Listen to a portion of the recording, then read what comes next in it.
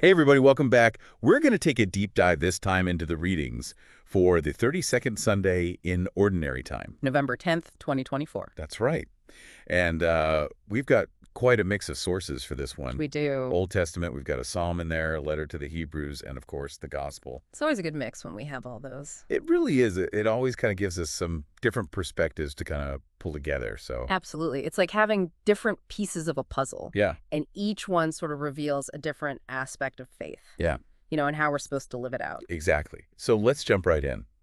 The first reading is from 1 Kings 17. Okay. And it just kind of throws us right to the scene of famine, right? Yeah. And we meet Elijah the prophet and this widow, and she is like in dire straits. Oh, like, she's down to like a handful of flour Really in a tough spot. and a little bit of oil, and that's it. Wow. She's basically getting ready to make like the last meal for herself and her son. So what does that tell us? Yeah. When we meet somebody in that situation, I mean, that's really hitting rock bottom. It is rock bottom for sure. And yet, this is where that idea of faith really kind of comes in because Elijah shows up. Yeah. And he asks her for some food and some water. Right. Yeah, wait a minute. If you're in her shoes at this point, Yeah. wouldn't you just want to slam the door in his face? I think I would. I'm sorry, I've got nothing left. Yeah. But there is this incredible trust that she finds somehow. Yeah. And Elijah basically tells her, like, no, you bake a small cake for me first. He does. And then your jar of flour won't be emptied and your jug of oil won't go dry. Isn't that wild? It's pretty wild. Like, I don't even know if I could wrap my head around that. It makes you wonder, Yeah. If we sometimes underestimate the power of generosity, especially when we're the ones who feel like we have nothing left. Right. I mean, the miracle here isn't just those never-ending supplies. Yeah. It's her willingness to share when she has nothing left. Totally. And it kind of makes me think about, like, our modern ideas about scarcity and abundance. It really challenges that, doesn't it? Yeah. Yeah. Especially today. It really does. And we're so focused on, like, accumulating more, getting more stuff. Right. Having more money, more whatever. More. And this story really suggests that, like, true abundance might come from, like, sharing what we have. Yeah. Even when it seems like it's not enough. When it's small. Yeah. Have you ever had an experience like that where, you give something away and you're like, I don't know if I can really afford this. Right. And then somehow it opens up more possibilities for you. It's like this weird paradox. It is. It's a paradox of generosity or something. It is, and it's something to think about, as we go through these readings, and then moving into the responsorial Psalm 146. Yeah, okay. It's like this theme of trusting in God's provision, and it echoes through the psalm. The whole thing is just bursting with this joyful, praise the Lord, my soul, It's like a song of relief and hope. It is. It's like you've been through something hard and then suddenly things start to look up and you're just like, thank you. Yes. Yeah. And you just want to shout it from the rooftops, right? Yes, exactly. And notice how it goes on to describe God's care for the oppressed, the hungry, the imprisoned. Right. And it's almost like a direct connection back to that widow. It is. Like, hey, look around. God is already working. It is. The psalmist is saying, look, see how God is already working in the world, even in the midst of all this suffering. Yeah. So I ask you, where do you see signs of that in your own life? Those little glimmers of hope, those little unexpected supports that just kind of keep you going. Yeah. Yeah. Okay, so the second reading from Hebrews chapter 9. Right. This one might feel a little trickier. Okay. It talks about Christ's sacrifice and this sanctuary not made by hands. Right. To be honest, that always sounds a little abstract to me. Yeah, it's definitely getting into some deeper waters here theologically. Yeah. But the core idea, I think, is pretty straightforward. Yeah, okay. So think about the Old Testament. Okay. All those elaborate rituals. Yeah. The constant sacrifices happening in the temple. Mm-hmm. Hebrews is saying Christ's sacrifice is different. Okay. It happened once for all time. Okay. It's like the ultimate provision, securing our salvation forever. So instead of having to make these repeated offerings in a physical sanctuary, right, we have this one perfect sacrifice. Yes. And it opens up the spiritual sanctuary, this direct connection with God. It's like a complete paradigm shift. Yeah. Yeah. It really is. Okay. Yeah, think about how that connects with what we just read. Okay. You've got Elijah and the widow relying on God for like their daily bread during the famine. Right. The psalm praising God for his constant care for the vulnerable. And now Hebrews is saying Christ's sacrifice is the ultimate expression of that care. Wow. It's the ultimate provision for all of us. Yeah, it's like it all ties together. Yeah, when you put it all together, it's pretty amazing. That makes a lot more sense now. Good. All right, so finally, we land in the Gospel of Mark, Uh, chapter 12. Jesus is at the temple watching people donate to the treasury, yeah. and you see these wealthy folks, throwing in big sums of money, probably making a big show of it. Probably. And then almost unnoticed, this poor widow comes up Yeah. and drops in these 2 tiny little coins, like worth just a few cents. It's such a contrast, isn't That's it? such a stark contrast. Yeah. I don't know. It's like when you're at one of those fancy fundraisers, Right. and you see someone write this giant check, and then someone else just quietly slips a $20 bill into the donation box. Right. You almost don't even notice it. You don't even notice it. But Jesus notices. So Jesus noticed. He makes it clear Yeah. that her offering is far greater in God's eyes. Yeah. Why? Yeah. Because she gave proportionally more. Right. She gave everything she had to live on. Like, that's radical trust. It really is. It's true generosity. It flips everything on its head He does. about how we usually think about giving. You know, exactly. that's not about the dollar amount. It's not about the amount. It's about the percentage of ourselves that we're willing to give. Yes. So it kind of challenges us to ask, It does. okay, what does true generosity look like in my life? That's the question. Am I holding back, or am I giving with that same wholehearted spirit as that widow? It's a tough question, but it's one that we need to wrestle with. Yeah. And it kind of leads us into the next part of our deep dive, where we're going to explore, That's okay. what are the implications of these themes for our lives today? Sounds good. So stay tuned. All right, we'll be right back.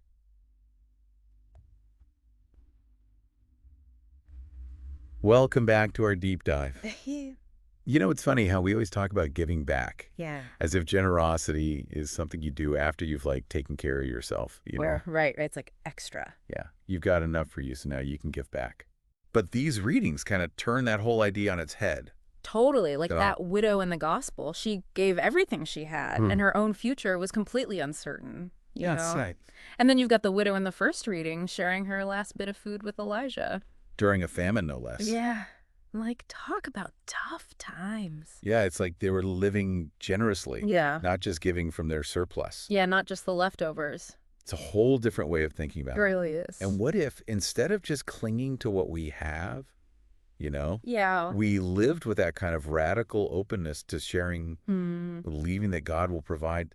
Think about what that would do to how we approach our finances, our relationship. Oh, yeah, everything, really. Everything, right? It really challenges our consumer culture. Yeah. That's built on scarcity and the need to get more. More, exactly, yeah. Yeah, but I got to admit, it's kind of scary to think about letting go of that control. It is. That sense of security that comes with knowing you have enough. It's like a leap of faith. It is. It is a leap of faith. Trust like that. It is. But isn't that what these readings are all about? Yeah. Think about it. The widow in the gospel, giving those 2 little coins. Yeah. That was her leap of faith. Oh. And the other widow sharing with Elijah during a famine. Another leap of faith. And look what happened. Yeah. They were sustained. They were. Maybe not always materially. Right. But definitely in their faith. Yeah. And in their connection to something bigger than themselves. Yeah, it's like their generosity wasn't just about giving stuff away. Right. It was about giving themselves over. Yeah. This is something beyond themselves, A power greater than themselves. Yeah. Yeah. Yeah, exactly. And trusting that they would be taken care of. That they'd be okay. It's like a different kind of security. Yeah. It's not based on, how much you have in the bank. It's not about what you have. It's about who you know. Exactly. Yeah. And that kind of security, that trust in God that's deep-rooted, that's what allows us to really embrace that spirit of generosity that Jesus is talking about. Okay. Remember, he wasn't condemning those rich folks who gave a lot of money. Right. He was pointing out that it's not about the amount. Right. It's about the heart. Yeah. It's about the spirit behind the gift. Yeah, it's like that saying, it's not how much we give, but how much love we put into the giving. Here you go. That's it. Something like that. Yeah. Why? And when we connect this with the second reading from Hebrews, Okay. remember that sanctuary not made by hands. Yeah, the spiritual connection. Right, that connection we have with God through Christ's sacrifice, that's founded on the ultimate giving. Yeah. Christ giving himself for us. Wow. So in a way, we're invited to participate in that divine generosity. Okay.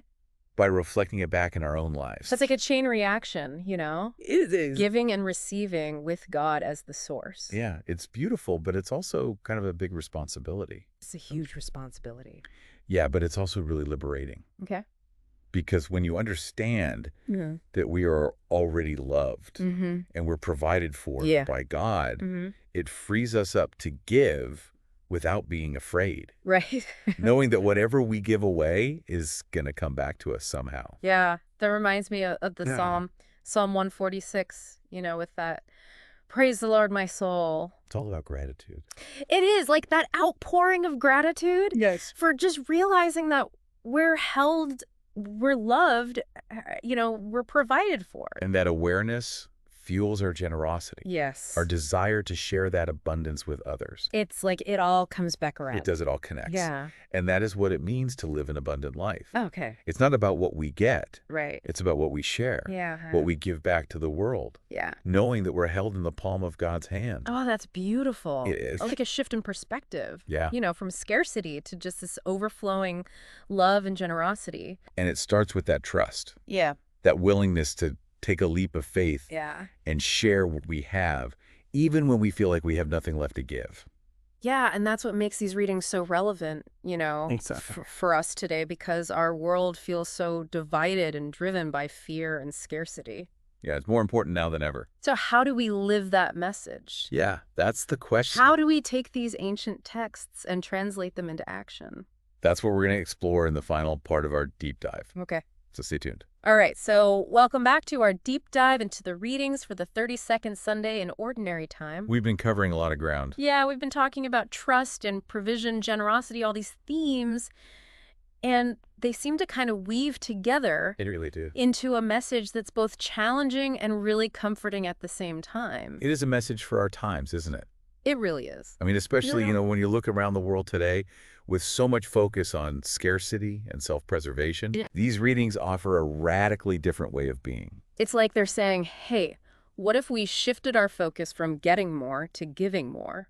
What if instead of holding on so tight to what we have, we opened our hands, our hearts, Yeah. and just trusted Trusted that we'd be taken care of. that we'll be okay? Yeah, It's a pretty radical proposition, it is. but it's also incredibly liberating. Yeah, I'm thinking about what you said earlier about the widow's 2 small coins. Yeah. You called it a leap of faith. It was. And I think that's really key here, right? I think so. It's not about just giving everything away blindly. It's Right. about making conscious choices. Yes. Trusting that we'll be taken care of, even as we're putting other people's needs first. It's about aligning your actions with your faith, Okay. with the belief in a God who provides. And that provision can come in so many different forms, right? It really can. It could be a job, a friend. Or even just that feeling of peace Yeah. when everything around you is chaotic.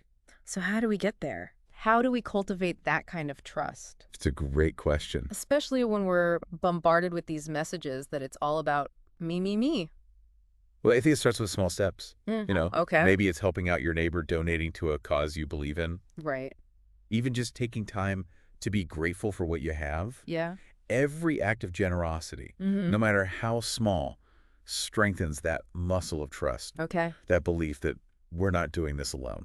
So it's like we're training ourselves to see the world differently. Yes. You know, to recognize that connection and that abundance that comes when we're open to sharing. And as we practice generosity, Yeah. we start to notice those little synchronicities, Yeah. those moments when things just kind of fall into place. Yeah, like it's meant to be or something. Exactly. Yeah. It's like we're tapping into this hidden reservoir of abundance that's always been there.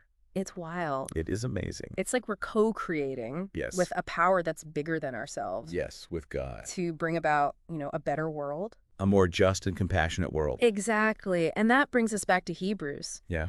That second reading we talked about the sacrifice of Christ. That once for all sacrifice. Yeah, and through that we're given this access to the source to this connection. of all love and abundance. So we're invited to kind of participate in that Yeah. generosity, Yes. to become like these channels of God's grace. Exactly. And that's where those little acts of kindness, Mm-hmm. those small gestures of compassion and generosity, they take on a whole new meaning. It's not just about doing good, it's about being good. Yes, being an expression of God's love. Wow. It's amazing to think about the ripple effect It is. How one little act of kindness can just spread out and touch so many people. Like those ripples in a pond. Exactly. You throw that pebble in the water and the ripples just go out and out and out. And we may never even know the full impact. We may not even know. Yeah. Just like that widow's 2 little coins offered with a pure heart. Our little acts of generosity can create those ripples of love and abundance. And it goes so much further than we can even imagine. And further than we can see. Yeah. So it's inspiring to think that we all have the potential to make a difference. We do, every single one of us. Yeah, no matter how small it might seem. So I want to leave you with this thought. Okay. As you go from this deep dive, what small act of generosity can you offer today? How can you be like that widow, trusting that as you give, you'll receive in ways you never thought possible? And it doesn't have to be this big, grand gesture. Well, not at all. It's about those everyday moments of kindness and compassion and sharing. It's about the little things. And when we all do that, Yeah. it can really transform the world It really can. into a place of abundance and love. Thank you for joining us on this deep dive. It's been great having you with us. It's been a pleasure. Yeah. Until next time, keep exploring, keep questioning, and keep sharing that abundance. That's right. Share that abundance. All right.